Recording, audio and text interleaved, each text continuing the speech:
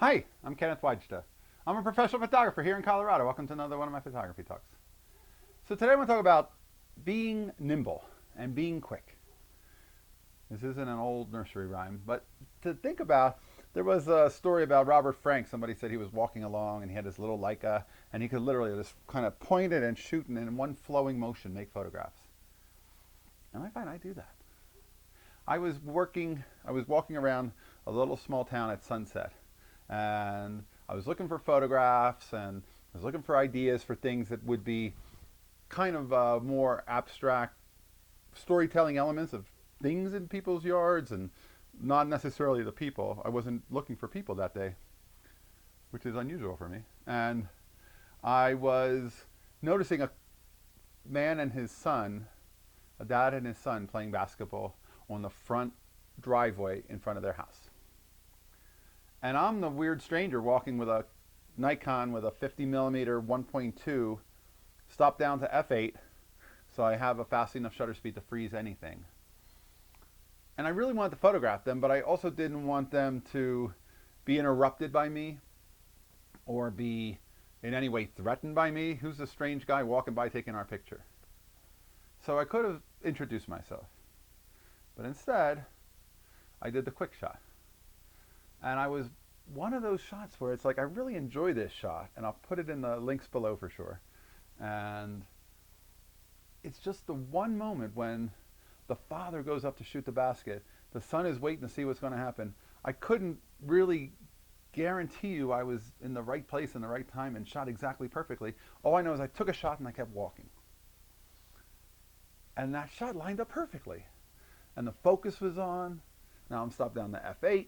It's late afternoon, early evening sunset. It's pretty out. It's kind of a flat light because they're actually in the shade of the house. And you can see all the way into his garage and into the bar that's in the garage. It has a real scene of America and the way Americans live with, basement bars or garages and basketball courts. And I really enjoyed that photograph, but it was a swing and grab. And that's a good skill to have. That's a good skill to develop and keep trying for. Because there's times when you just need to be that quick. And there was another one where I was walking through the alleys of this town. And it's in Berthoud, Colorado. It's a small little town, small little downtown. And instead of walking down the main streets, between every street there was an alley, which was where all their backyards and their garages were. So I was walking the alleys. And I think that there's something to walk in the alleys. If you want to find the stories of people, if you want to find what isn't in the front face but in the back, that's where you find it, is in the alley. So I was walking the alleys, and most of the time I was just seeing things that they had accumulated or little storytelling objects that I photographed. But there was one place where I could see there was no fence and there was a group of people having some kind of a social in their backyard. 5 or 6 people standing around, some talking, some drink, some phones. And as I walked by, I waved, and they waved, and then I really wanted to make a photograph.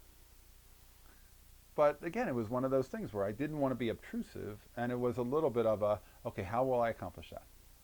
So I held up my camera and I pointed to it, gave them a little nod like, hey, I'm going to take your picture, took the picture, back down and kept walking. And that photograph I'll put in the links below too. It's not like the most tremendous photograph for me. I think it has a little bit of a banality to it in that it's so just people hanging out in their backyard. But it tells us what a backyard looks like. It tells us what people do. It shows us what a house looks like in that town. And I do like the photograph. And it's one of those ones that's maybe special because of its ordinariness. But you have one shot. You better have focus pretty much set. And so most of the time when I'm walking around, I have the focus set for 20 feet away or 30 feet away. And then if I see something up close, I can focus close, but I'm expecting I'll see things that are further away. So I have the camera at 500 at f8 or something like that. And then shooting at 20 or 30 feet. And I think it's a manual focus lens, this 50 is. So I think I was walking along and I kind of picked it up, quick focus shot and walked. and I might have even fine-tuned that focus a little bit. But I had a little bit more permission on that photo because I'd given the little nod of, hey, I want to take your picture. And we were probably a good 40 feet away, so I wasn't like I was right in front of them and they were like completely signing off on everything I was doing. They probably weren't really sure who I was. It was just some guy walking by, photographer taking pictures. So it's an interesting process because, like I said, I don't want to infiltrate on people. I don't want to take away what they're doing.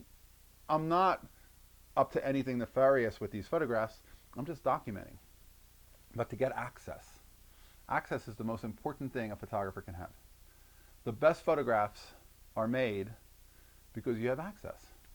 If you weren't the photographer shooting at the ringside of the Muhammad Ali fight, you don't have that photograph because you didn't get access.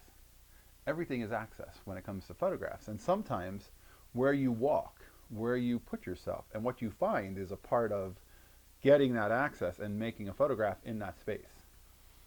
And like I said, the fronts of the houses, I didn't find as much interest. Although I did walk down some of them and I shot some of those scenes too. But the back alleys, I found them to be, there was good 4 blocks of alleys. I could walk up one side and then I go to the next block and come down 4 blocks of alleys. And that's a good place to really see maybe some collection. I saw a collection of street signs on a fence, and you just sort of see a little bit into the person's world because of what is in the back and not necessarily what they would put in the front of their house. So that was an interesting walk, and I love that technique. So maybe have you tried that? And maybe if not, maybe you could try that. It wasn't the kind of thing I would do with a 20. Well, I have that, and I have done that with a 20, but that one is often back button focus on an autofocus camera, and it's just back button focus and I can shoot anything. But this one I'm talking about the 50, and it was a different shoot because it was manual focus and the 50 isn't as wide and it needs a little bit more attention. You can get out of focus elements in a 50 that a 20 would typically fall into focus. So that 50 is one of my favorite lenses, and I'll tell you, when I was working as a photojournalist, I never used a 50. I went from a 24 to a 35, right to an 85, because I always thought the 50 just wasn't the right focal length for me.